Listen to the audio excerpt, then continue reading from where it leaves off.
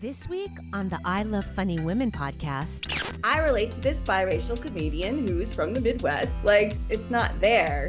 I mean, that's what stand-up is for me. Getting through all that inner critic stuff. Oh, you going up? You gonna be funny, huh? You gonna be funny?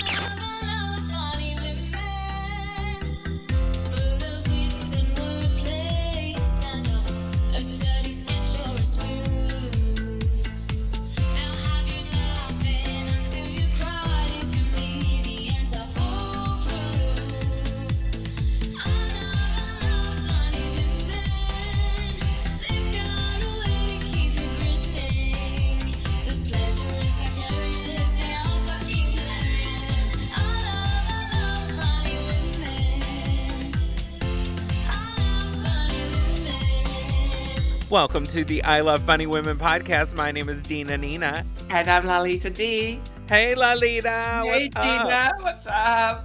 Oh my God. Are we dropping this on November 8th? It will on Tuesday, the election Oh my God. day.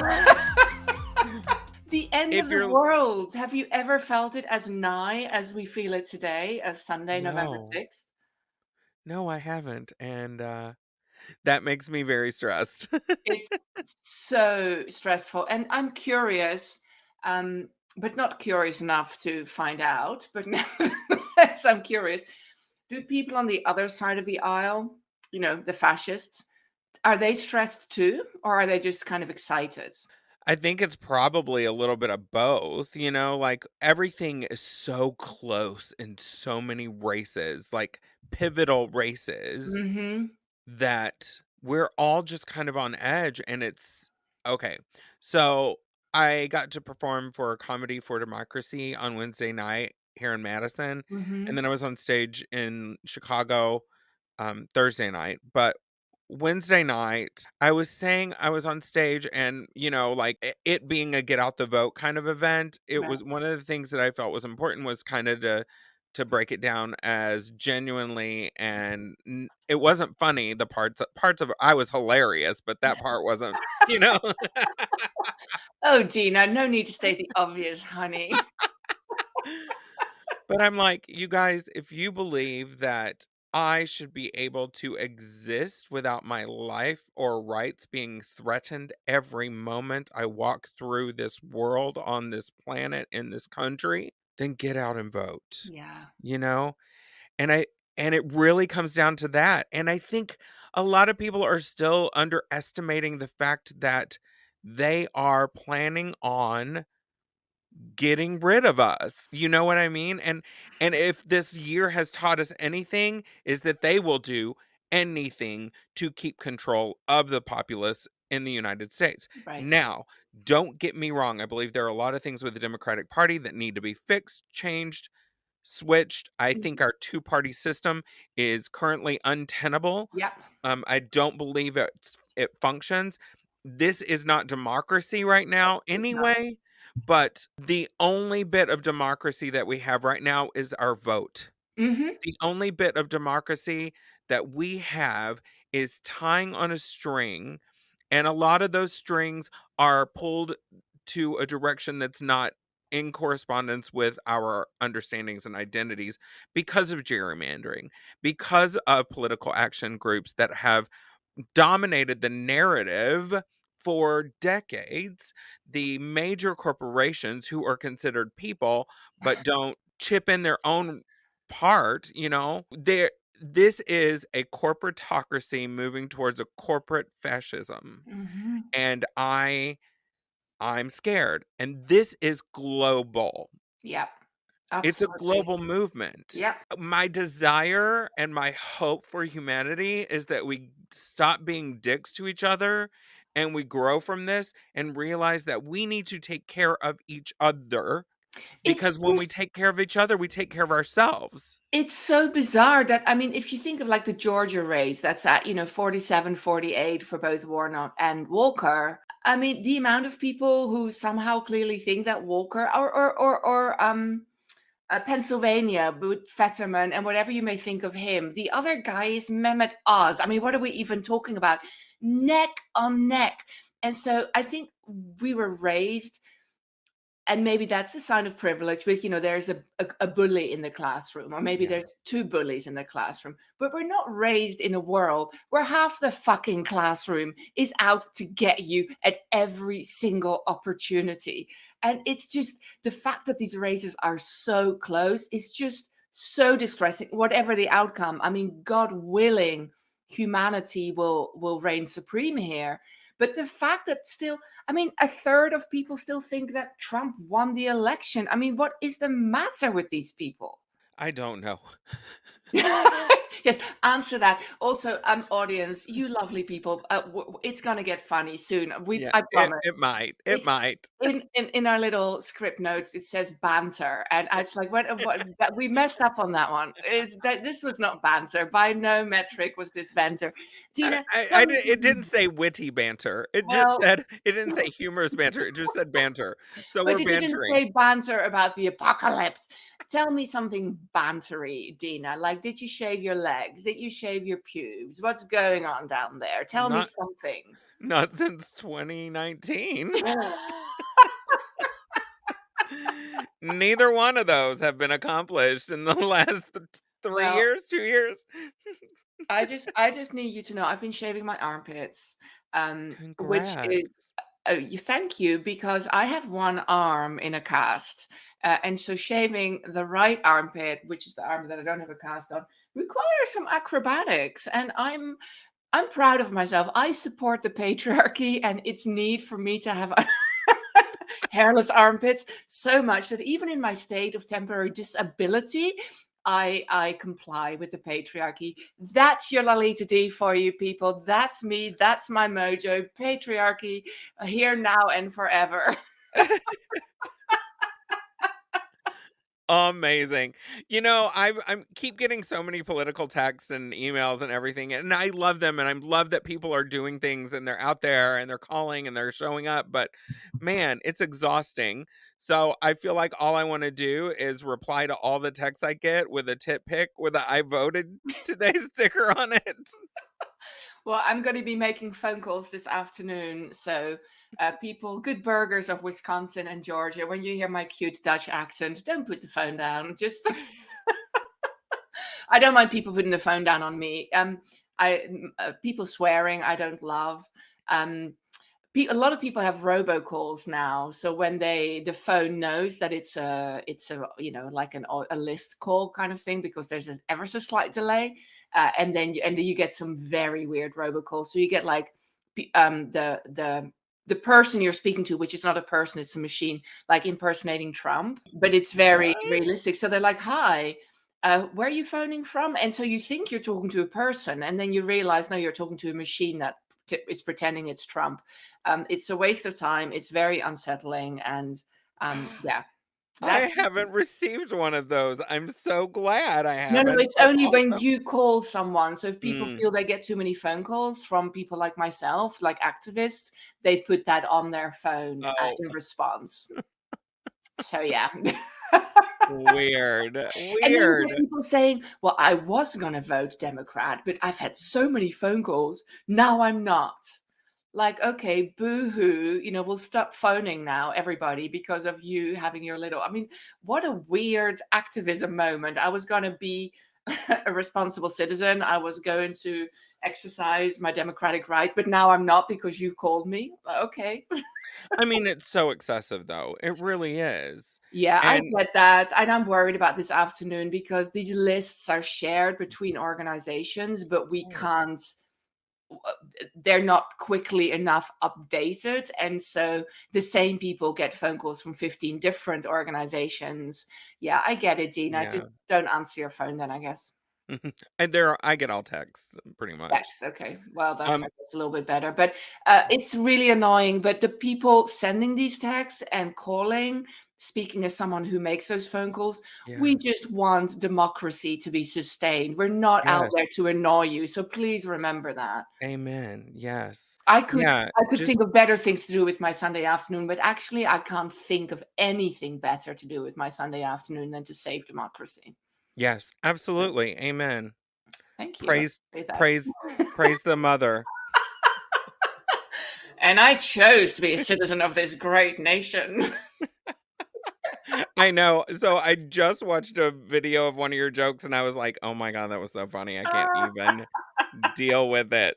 If you want to see my take on voting and voting responsibilities, go to Instagram at Lalita D Comedy, and you'll see them there. Yes, that was also, when I do these kind of political jokes, you always have to feel out the audience a little bit. But these people were so up for it. This was actually Yeah. the clip that was from was a benefit for Mission Hospice in Mm. Redwood City in the Bay Area. And so the people were there because they have loved ones in hospice or they've recently lost loved ones and they were there to raise funds for this hospice.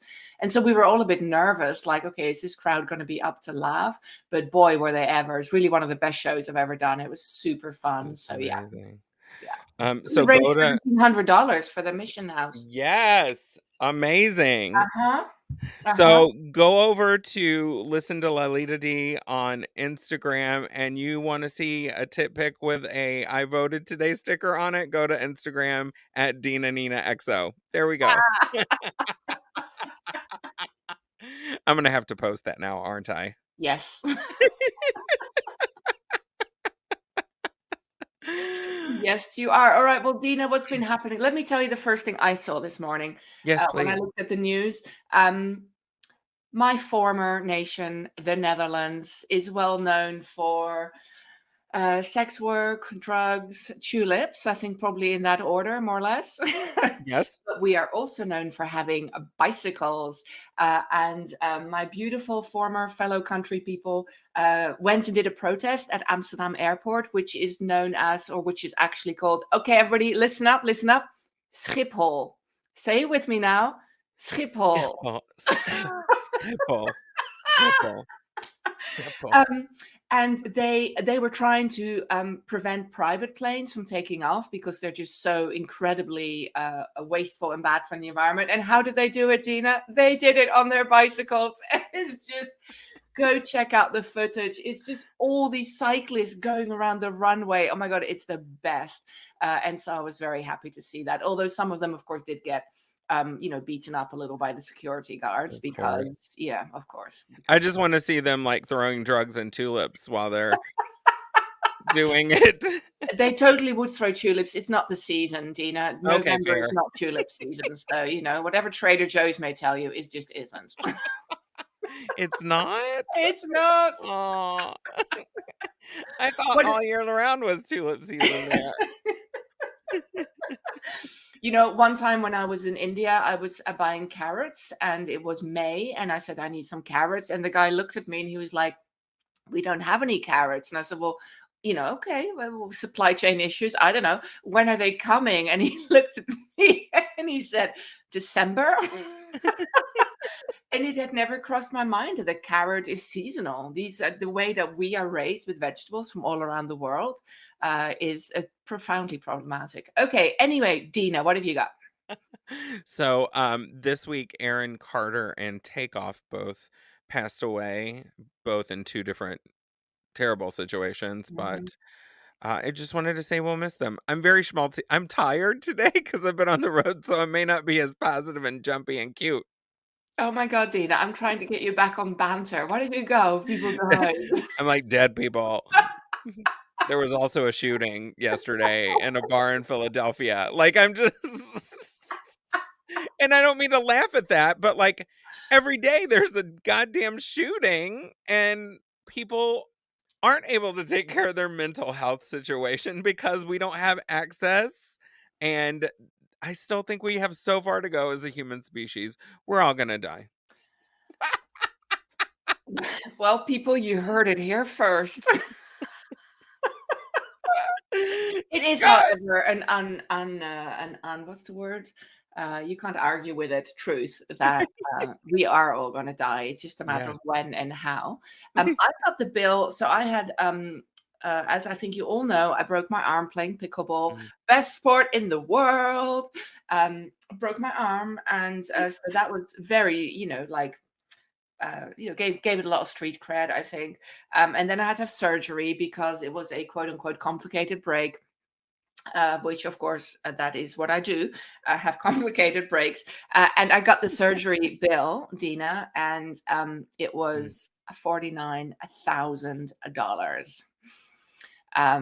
Spoiler alert, I don't have to pay that because I am extremely blessed to have good health insurance. Mhm. The bit that really gets to me is I still have to pay 150. Like, why? How can they, if somebody's paying $49,000 to the hospital, why can't they throw in the 150? I know. Yes. Because that means something to me. Like Yeah. $150 is a substantial chunk of cash for me. And the company that's paying the hospital 49,000, why can't they pay them 49,150? Like, I just literally don't understand how that works. But in the meantime, the healthcare situation in this country, I mean, there is just no metric by which that costs $49,000. I was there for 5 hours, Dina. Yeah. No, It's like it's so pumped up, it's so completely unrealistic, and it kills people who don't have access to insurance. So it's all wrong. But in the meantime, yeah. And even insurance, like I think insurance is like the biggest scam ever. oh, yeah, because it all bolsters itself, Yeah. right? And you Insurance pay, has to you be so pay, you expensive. pay, you never get to use your insurance. And then when you do, like it doesn't cover half of the shit that you need done. And then it costs you still out of pocket. And also, like, come the fuck on.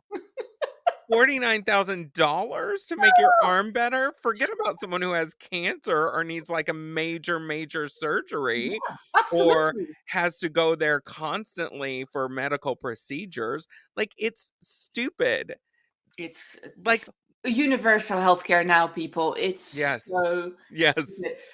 But our lovely governor, Oh, Governor Newsom, he sent me $700, and he didn't even tell me about it. You'd think that if you're going to give people tax credits a week before the election, you'd mention it, like. But I didn't. I didn't hear anything about it. But I looked at my bank account to try and figure out where that 150 was going to come from, and there was $700 I didn't know I was going to get, and I'm like, okay, what's this? And like I had a whole bunch of letters in the description, so I copied and pasted them into Google, and I found out it's a California family tax credit, and because I'm a single mom, I qualified. And I'm like, well, that's so nice. Now I know where that 150 is going to come from. Thank you, Gavin. And also, do you want to publicize this maybe when people are still wondering who, that's kind of a nice thing to do. The next day, Dina, I get in my car. I can't drive very well with one arm, but I can do very short distances. And I had this massive crack in my windshield. And so I had to have that replaced, and that was $500. So thank you, Gavin. You paid for my surgery and my windshield, and now I'm back to zero. I love that man. I love that man. Hey, but speaking of And if you're money, in Dina, Wisconsin, if you're in Wisconsin and you think that Tim Michaels will do that as governor, you can kind of bet that it will never happen because he is a jerk and all he wants is us dead. I know it's terrible. What am I, Debbie Downer today? Dina Downer today. Dina Downer. Hey, but Dina, we're talking about money. We're talking Yes. about downers. Admit it, did you play the Powerball on Saturday? I have been a lottery player intermittently throughout my life. I did not play the Powerball this week. Well, nobody won it. So now it's It's $1.9 billion. Can you imagine getting that money?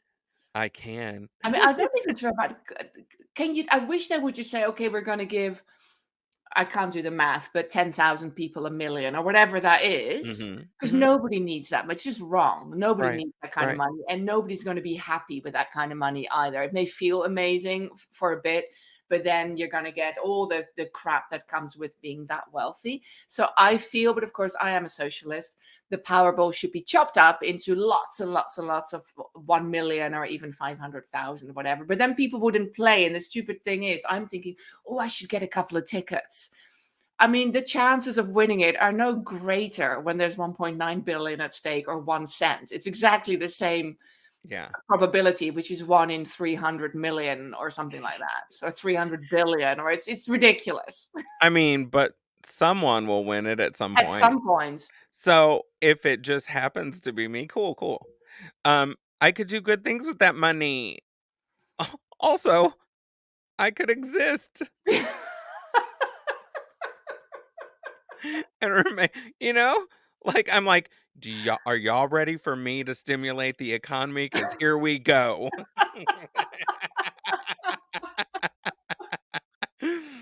I buy everybody I can iPads and computers and pay their rents, and I don't know, like I want to be that. I want to be that person, but I also I want to build my know. commune and stay away from humans because the way it looks like right now, y'all are shitty. I love you guys. I am all about love.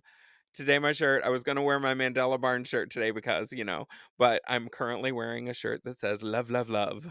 Oh, you're not So, oozing that energy, really, but I know I you mean, will what do you when you're out mean? of your funk. I'm just tired. I'm just really tired. Of course, you've been on the road doing shows. That's it. Yeah. It comes with the territory. We know. So, Oprah weighed in on the midterms. Did you She hear about would. that? No, what did she say? She really doesn't weigh in a lot on political things I don't think this way, right? And so she's coming out and she was like, if I were voting in Pennsylvania, I would vote for Fetterman. She made Oz's career, like I'm like, that's a wow. Okay, shake it up, Oprah. And she goes, if I were in Wisconsin, I'd vote for Tony Evers and Oh, Mandela Barnes. If I were in Georgia, I'd vote for Stacey Abrams and weighing in. and Warnock. And she weighed in hard. And I don't think I've ever seen her weigh in that hard because she was like, I want you to vote your values and compassion. And these are the people that I would vote for. And I was like, fuck yes.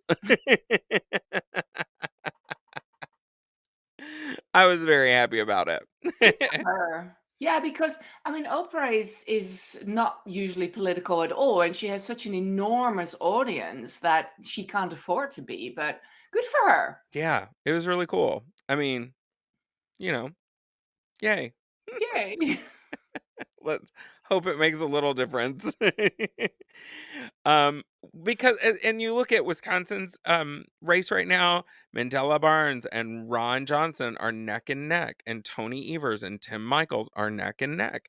And the outlook right now seems that the Wisconsin legislature could have a Republican supermajority, which will mean that nothing gets accomplished. And um, that's not what government is all about. Government's about making changes and making advancements and working together to accomplish things that to try to make the planet better or the world, our country better, right? I listened to an NPR program, and it was about the elections, like the logistic of elections and the way that poll watchers are now being recruited by parties to disrupt. And it's of course not all parties, not even the Republicans. I mean, that wing of the Republicans, but they had I forget her title, but she's like the election watcher from Utah, Republican. Hmm. And Dina, she was so reasonable. And she was like, well, a democracy, everybody should get to vote. Nobody should be intimidated. Our job is to make sure everybody votes. That is what democracy is about. And I was like, oh my God, this woman is the best person ever, because the bar for Republicans is so low that So just low. because she sounded semi-decent, Hmm. like I was ready to marry her. I was like, this is my girl. This is I'm moving to Utah. I'm becoming a Republican. I'm all about it now. It's ridiculous. You're like, I'm gonna become a Republican sister wife. I am. That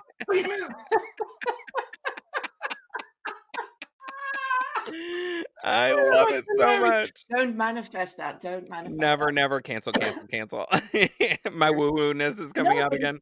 it's like Ron Johnson versus Mandela Barnes. It's like saying, okay, you can eat this really shitty ice cream that's been frozen and refrozen a million times, and somebody already ate half of it, and it's in some crappy plastic, and a dog pooped on it, and then a car rode it over, and that's the ice cream you can have. Or here is a brand new Magnum bar, Yeah. freshly made, double chocolate, extra caramel. Which one? It was like, oh God, this is difficult decision. What the fuck? I mean, and just boiling that race down to the trait narrative, Mandela's hot. So one of the things that I appreciate about his text is that he generally includes a photograph, and I'm like, I'm just gonna have it synced to my Wi-Fi vibrator and just keep his pictures on heavy rotation. That's my political stance. You guys are welcome. Go vote, get out and vote, and let's end this whole thing on a high note. Can we end on a high note? Yes. Dolly Parton has been inducted into the Rock and Roll Hall of Fame. But it feels like really that hadn't happened before. But she was like, I guess I'm a rock star. I mean, like, how cute and amazing, and congratulations, and everybody deserves a little Dolly in their life. It's true though. She is just so beautiful in all aspects. Exactly. Who Can does she not be love our Dolly? president? Oh yeah. Yeah, I could go with that. I want her and Michelle Obama in office, like stat. That's my dream. Tomorrow. Let's make that happen on November 8th. Write in your write-in option. Let's have a Dollyocracy. That's all I want. We should get a t-shirt. I'm part of the Dollyocracy. Oh my Let's do God. it. Let's do it. I love it. I love it. We're going to take a real quick break and we'll be right back. Hello, everyone. Dina Nina here. And guess what? Election night is right around the corner, and we are hosting a live election night coverage event that is going to just be amazing. Everything starts at 7 p.m. Tuesday, November 8th, with Lalita D, Felicia Minor, and a host of lovely guests. Go to dinanina.com to find out more. You're listening to the I Love Funny Women podcast on the Artemis Bow Network. We would love to hear from you. You can give us an email at info@ilovefunnywomen.com, or you can find us on the socials and tag at I Love Funny Women and at Artemis Bow Network. And now, back to the show. Well, we are back. Once again, if you haven't voted, please go out and vote.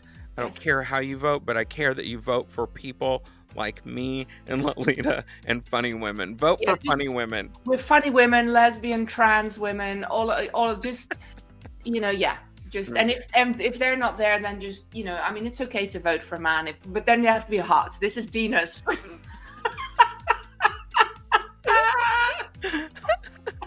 I mean, I don't know if it's appropriate to call the Reverend Raphael Warnock hot. But yeah. He's got BPE. Big preacher energy, and I'm all about it. What about Fetterman? Is he your kind of guy? A lot of tattoos. The thing about Fetterman is he seems like somebody I would love to date because he's just really down to earth. Him showing up in like cargo shorts, granted, it's been a while, but he's just a dude, right? Like, and I love that he's just a person. Yeah. I love that, but between Mandela Barnes and Beto, it would be kind of difficult to. And you guys, tonight, if you're listening on Tuesday, tonight we are doing live coverage of the election from 7 to 9 Central. And you can go to dinanina.com to watch there, or you can go to my YouTube. Just look at Dina Nina XO. And we will be going live there, and Lalita D will be chatting with us. Felicia Minor from Arizona will be in. I believe Michelle Cantu from San Antonio will be popping in. Greg Potter, he's in South Africa at the moment, but he's getting up at 3 a.m. to join us.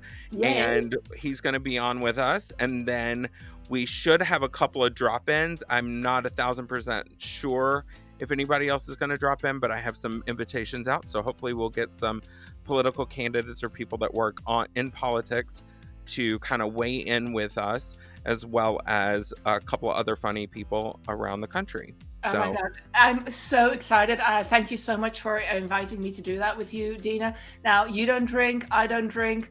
I feel that we need shots. Like every so, I'm going to get some ginger beer. I think I have some fancy ginger beer in my fridge. I'm going to save that. I'm going to get a little shot glass. And every time something terrible happens, I'm going to take a shot. And every time something good happens, I'm going to take a shot as well. Ginger I'll beer. just take a shot of estrogen every time. I'll just be like, chink. All right, 10 more milligrams, or 10 more or whatever cc's, whatever I don't know. I'll just give myself a shot. Okay, cool. Shot.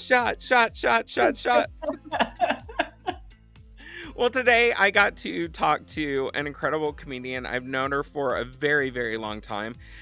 She and I worked together at a restaurant in Los Angeles, and she has been really killing it on the comedy scene in Los Angeles. And I am really excited to welcome this comedian. She's been on Hulu, Fox's Laughs on Fox, and Comedy Central. So here is my interview with the phenomenal.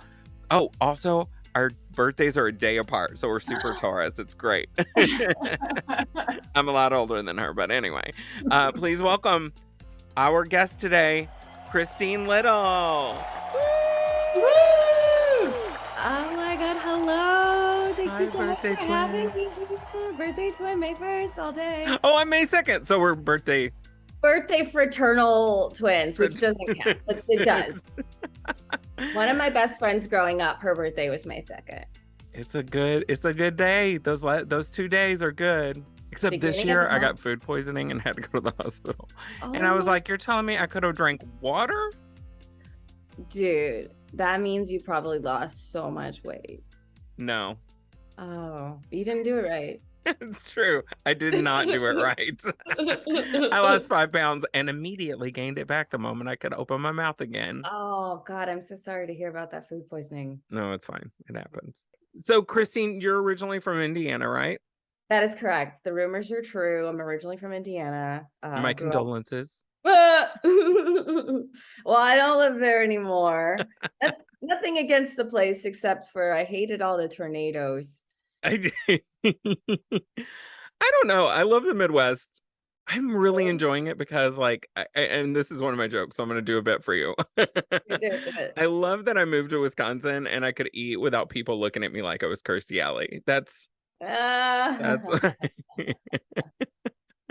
so you got all that cheese there. Yes, ma'am.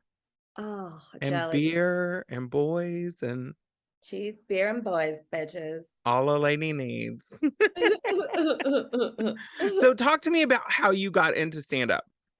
Okay, yeah. So I originally, well, I don't know how far back to go, but psychology. When you were birthed?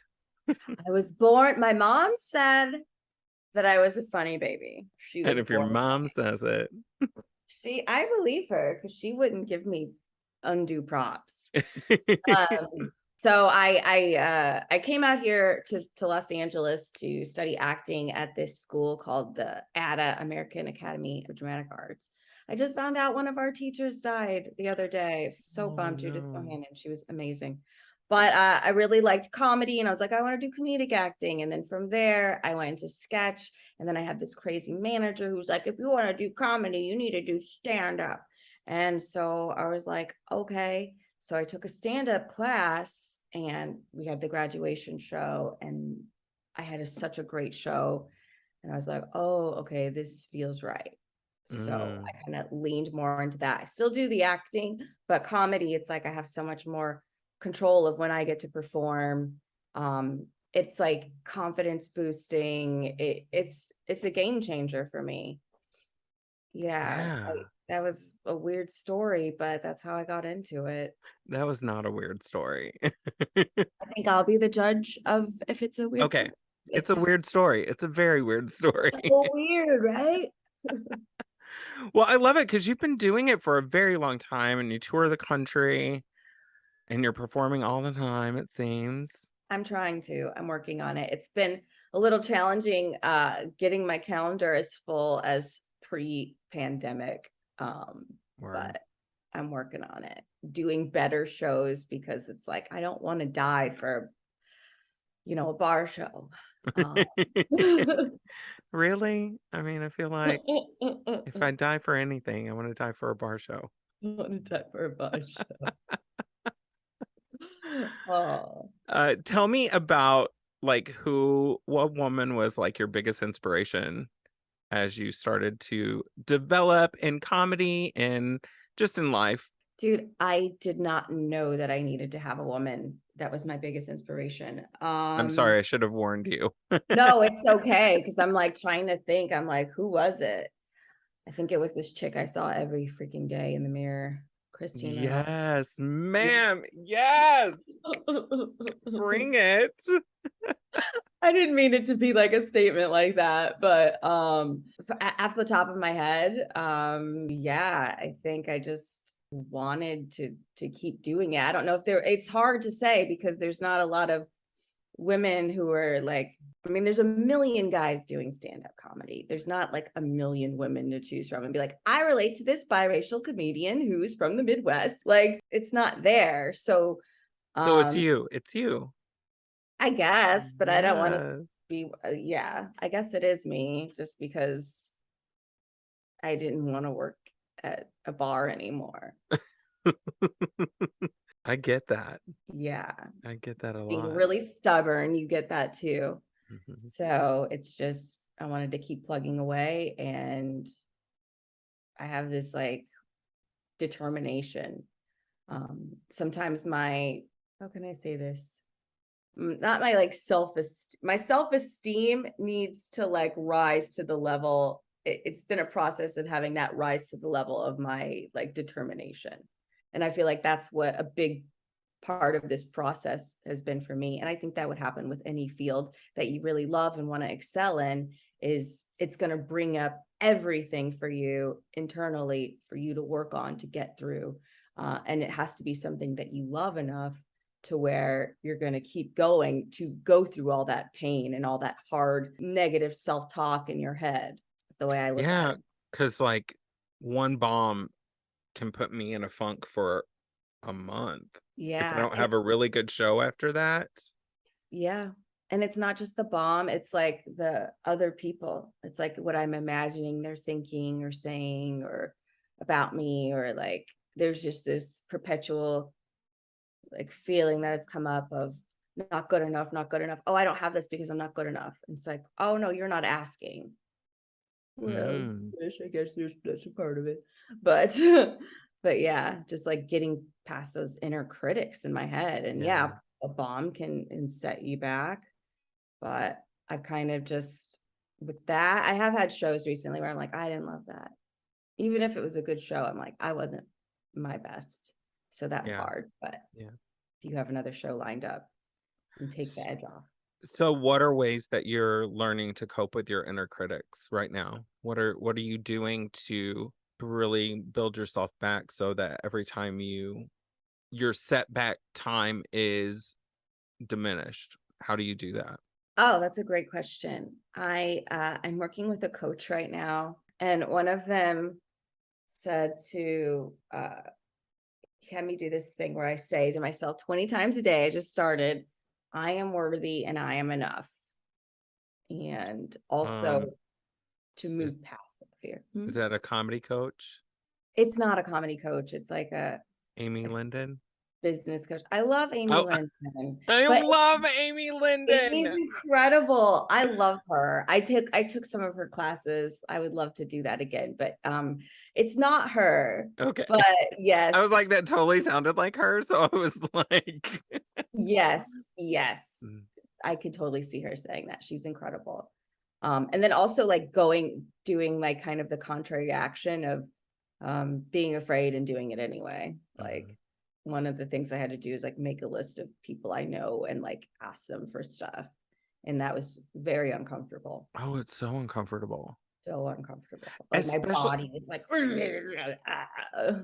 especially in the entertainment industry, it's even more awful because I think we feel like we don't want to ask too much or like make somebody feel like they have to do something, or Or Right. you ask and then all of a sudden you're like, they just started talking shit about me to all their friends and said, don't do anything she asked you to do. You're like that's kind of what. Has that happened to you? No, but that's how I feel when Yeah. I feel bad for asking for things, especially like unless I can, you know, do a trade or something. And I Mm, think that might come from being an entrepreneur. Like I want to do a fair trade with somebody, but like when you're trying to get your toe in the door, when you're trying to get somebody to just read your script and you're thinking they get approached all the time to read this script, they get approached all the time for this, they get approached all the time for this. Why would they do it for me? right. Is that kind of familiar? Absolutely. So I have a couple things to say about that. So one thing my coach had me do is take this like saboteur test. And it's like that we all have these inner saboteurs and some are stronger than the other. And so I took this quiz to see like what mine were. And one of my strongest I think two, I have one strongest one and then three were tied for second place. So when I hear that, I'm like, okay, that's an inner critic. That's a story. So one of mine was it had something to do with FOMO. It was like something about doing a bunch of different things. It's something about being unfocused. I can't remember off the top of my head right now. And then there were some other ones about avoidance and perfectionism and something else. So now when they come up, I'm like, okay, which one is that? And then also like some mental reframing around it. Like, think of it like my coach said, think of it like you're solving a problem for them. You're putting them on this pedestal when you say, oh, I'm bothering them, or they did this for me, or whatever. It's like, no, you're solving a problem for them. They need a good script. You have a good script. You can help them with that. So that helps some. And also like having someone in my corner, like that I'm accountable to, who's like, this is your homework, do this. And the perfectionist in me that works with that. I'm like, I can do all my homework, Right, right. So like finding ways that motivate yourself and like setting up systems. Like I'm really motivated to by like money, which is so wild. But if I pay for something, I'm going to get my money's worth. If I'm investing a bunch of money into something, I'm like, I'm going to do what they told me to do because I'm not wasting my money on excuses, right? If I Right. pay a couple $100s for something, then I'm going to get my money's worth for it. And that sometimes that's what taking a class or hiring a coach or whatever is about, is putting your money where your mouth is, and just that accountability alone. Yeah. Oh, I did not know we were gonna get so deep. I mean, that's kind of what stand-up is for me, is like getting through all that inner critic stuff. And it's so loud. I think sometimes I have body dysmorphia, but also I have set dysmorphia and like whole person dysmorphia, where I'm like, I see it this way. And people are like, I don't see you like that at all. I'm like, Yeah. well, you're wrong. I am right. I am right. I'm not sure if you got the memo. Do you find that with acting you get the same inner critic response, or is it primarily comedy? I think I get it with both, but with comedy, it's different because you get the immediate reaction from people. They either laugh or they don't laugh. With acting, you're sitting in a tape, and Oh God, the I feel like tapes. I've bombed way more auditions than I've bombed like on stage. I think that's funny because I feel like I've had some really amazing auditions and then crickets. You know what I mean? Like I'm like, I don't, and I feel like I have more of the self-critic around acting than I do in comedy. I mean, I have moments obviously, but I feel with acting, because even though I started out doing acting, I kind of was away for so long, and then comedy feels to me like I get so much validation from audiences, like which I don't know if is healthy. I should talk to There's my a reason we do this, but yes. right. And I get so much validation from that, and I feel like that's my sphere of sphere of genius is what they call it. I mean, I don't think I'm a genius, but I spent 8 months as a restaurant manager, and it was great, but also terrible. because I'm standing here, I'm dedicating all my time, overtime, all the, even when I'm not working, I'm working.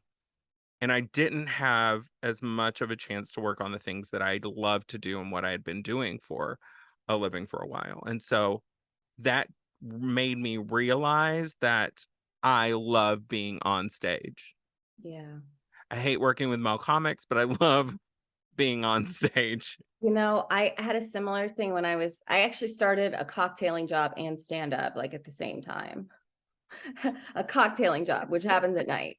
So my fear, and with the last job I had too, is like, wait a second, I'm getting my 10,000 hours in this instead of this. But our brains, we naturally gravitate to where the structure is. And as an entrepreneur, which is essentially what we are, we have to create that structure. And if we don't have that structure, we're going to go where it's easiest. And that's going to be, oh, you show up at this time and you do this, and these are the rules. And if this happens, then this happens. And with stand up, it's like, you have to create your own material. You promote yourself. You got to get booked on stuff. You got to manage your finances. Like it's, even if you go on tour, you got to plan that out. If you don't have like the reps, and you got to find reps, and there's so much to do that it can be so overwhelming.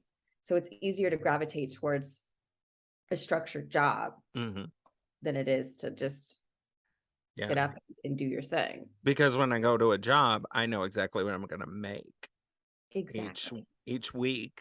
Whereas being an entrepreneur, being especially a creative entrepreneur, we have to do everything. Yeah. If we don't have reps. Yeah. We Sometimes have to do even if you do have reps. And figure out how to do it and do the creative aspect as well. And so we have to learn how to run a business, It's true. Why don't more people talk about that? Like I've been talking about this for years. And I think one of the things when all of us get into it, we get into it for the love of art. We get into anything creative for the love of that art. And we aren't told this is a business. You are an entrepreneur. How do you approach your career as an entrepreneur? Yeah, exactly. And how do you manage it? I don't know, you got to get organized. I like in my last job, I was a TMS technician, which is a treatment for depression. Why are you laughing? I was like, I don't even know what that is. It's a treatment for depression.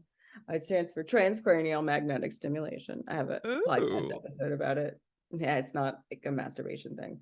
But it's a treatment for depression. And they part of what I loved about it was the organization and the files and knowing where things were and how to do that felt really good. And I was like, man, I want to be doing this with comedy and with acting. So I do have some spreadsheets of logging the money I make, and not as great of what I spend, but I'm trying.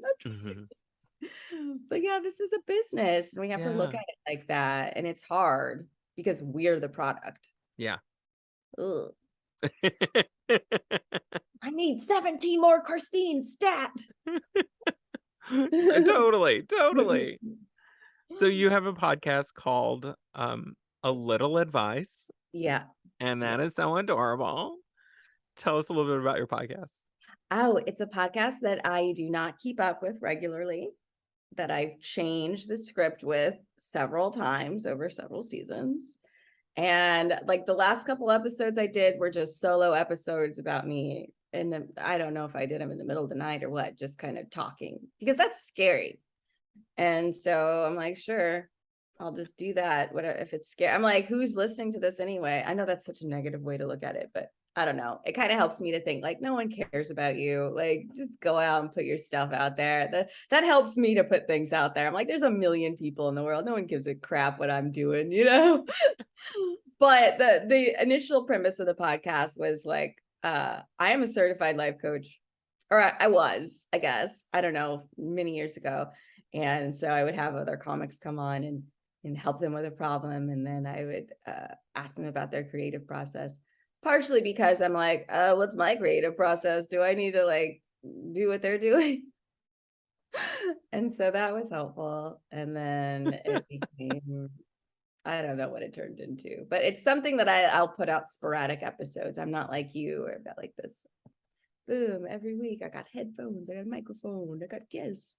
I'm scheduling, you know, like Yeah. not anymore. So it's just something that'll come out every now and then. But I like yeah, it. I'm mainly focusing on doing videos, and I do lives on Facebook sometimes, or I use this platform called restream.io, so I can do a live that goes to Facebook, Twitch, YouTube, and Twitter at the same time. So Nice. like that's kind of like a podcast. It's just me like cooking something and not really showing it and just rambling for a long time. And that's scary, but fun. Or it's fun now. Yeah. Good. People interacting with you. Yeah. So it's like that's cool. Like they're typing and saying stuff and they know me and they like know my isms and stuff, like the jokes I always tell, like, you know, like Baker, I don't even know her. Like, so I do that about every 2-syllable word that ends in ER. And so they're starting to do it. It's fun. Nice. That's so fun. So what's Yeah. next for Christine Little? What's next for me? I'm really excited. So one of my lists, I hit up a big comic and asked to open for her. So yeah. So I have a gig with Amazing. her. It was I don't know if I can say. Can I say? Like, is that weird? I think you could I say. don't know. But for Leslie Jones. Shut up. Yeah, I know I her from the love Comedy her. Store. Like I saw her the first time I went up at the Comedy Store. It was open. First of all, Comedy Store is like one of the scariest comedy clubs on the planet, but also one of the most like, famous comedy clubs. First of all, it's haunted, but that's besides the point. Secondly, it's like there's this room called the OR, the original room, and it's just a room that is intimidating. And there's like comedians all around the back. Everyone wants to get on that stage, and it's like pressure filled. It's just like this weird energy, and you get tourists in there. So those are kind of like hard crowds because they're from all over. So like you don't know who you're talking to really. But yeah, before I went up, I got up on the lottery and she's like, "Oh, you going up? You gonna be funny, huh? You gonna be funny?" I was like, "Oh, I guess so. I don't know." It was so scary.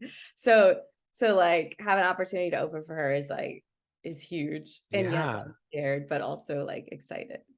Also, like, because I look back at when we started, and like she was at improv all the time, and you know, yeah, the Sure. Comedy Store, and I remember just she was so freaking cool and so talented. So And when I good. first saw her really hitting, I was like, I am so glad she deserves it. Dude, I was like, about time. Like, yes, Right? it was so inspirational too. It's like, man, how is this woman who's so funny not extremely famous? So, like, when she popped, it was like, yeah, duh. But she was ready too. Yeah. She was Yeah. she was more than ready. So that I was love it. great to see. Really, really great to see. Well, And it's congratulations. inspirational, you know? It's like just Totally. keep doing it. Just Yeah. keep going up. I keep watching all my friends like start getting breaking, and I'm like, it's No. fine. What's for me will come to me. You know, like That is I think one of the biggest things that my coach said was probably blocking me from my own success was just these feelings of like jealousy. I get jealous, or I'm like, oh, or also it feels like there's a spotlight on me about how bad I am to where I'm not making it and I'm like embarrassed. But Mhm. he told me to change that, like jealousy, embarrassment, whatever, to joy for them, like it Yeah. was, you know, my brother or something. I'm like, oh, I can be happy for my brother. Unless he starts doing stand up and then he pops, then I won't be happy for him. I mean, I'll kind of be happy for him, but also like really You're like, jealous.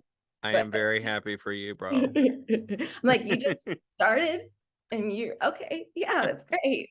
I think if anything that this year has done for me, it's really given me perspective on that. Like what's for me will come to me. If Mhm. it's not my time, it's not my time. Right. Everything will come together the way it's supposed to be. And if I'm not on television, the whole country doesn't know my name, that's okay because I love what I do. And as long as I can just, as long as I can, thrive and do whatever I need to do to just stay in the space, then that's what I need to do. Right. Yeah. And then Anyway. two things. Rejection is God's protection, which I've heard. I'm like, is it? Okay, I hope so.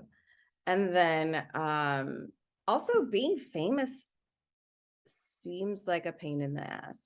So I'm like small town famous and I love it. Enjoy the obscurity. Yeah. Well, it's like people build you up just to tear you down. And they're like, so it's like, I don't want to be J-Lo, like I don't want to be one of these big people to where like you can't live your life, but to each their own. For a week would be great. Yeah. Or a certain area. It's like, wow, this is great. But yeah. Christine, you're awesome. Yeah. Oh, thanks. You're awesome. I'm so glad I know you, and I'm so glad we got to catch up. Me too. I can't believe you're out there in Wisconsin. I'm gonna have to come out there. Yes. There's so many hot guys that I know that come from Wisconsin. So I definitely want to go out there. And they leave or they get married. Yeah, I want to go to Wisconsin. Yeah, come on. Let's do something. Okay. Yeah. I will. We'll plan that out. Okay. Good shows out there? My shows are great. Oh, okay. I mean, I'm not mad about it. All right, cool. I'm gonna have to come out there. Yeah. So where can people find you? You're all over socials and all over socials. I really need views on my Facebook reels. Yes, I'm still on Facebook. It's still a thing. I am an old head, but they be paying money. So look for me, Christine Little Comedy, on there, my page. And then on Twitter, Instagram, and TikTok, which I'm like getting a little heat on TikTok, at the X Teen Little, which is X as in a xylophone, TINE as in the last part of Christine, Little, like my last name. Well, awesome to catch up. Thank you so much. And you have an amazing day. Thank you so much. Thanks for having me. It's been great. Everyone, thank you so much for joining us today. My name is Dina Nina, and you can find me on all the socials at Dina Nina XO. I have been Lalita D. I'm on Instagram at Lalita D Comedy. That's Lalita D Comedy. I'm also on Twitter and Facebook, but a little bit less active, especially Twitter now. I mean, I don't even have that blue check. And I mean, what? Just find me on Instagram. Perfect. The ethical choice. Yes, totally. You can follow I Love Funny Women on all the socials at I Love Funny Women. And of course, this is a production of the Artemis Bow Network. Have a good week. Bye. Bye. Recording ended.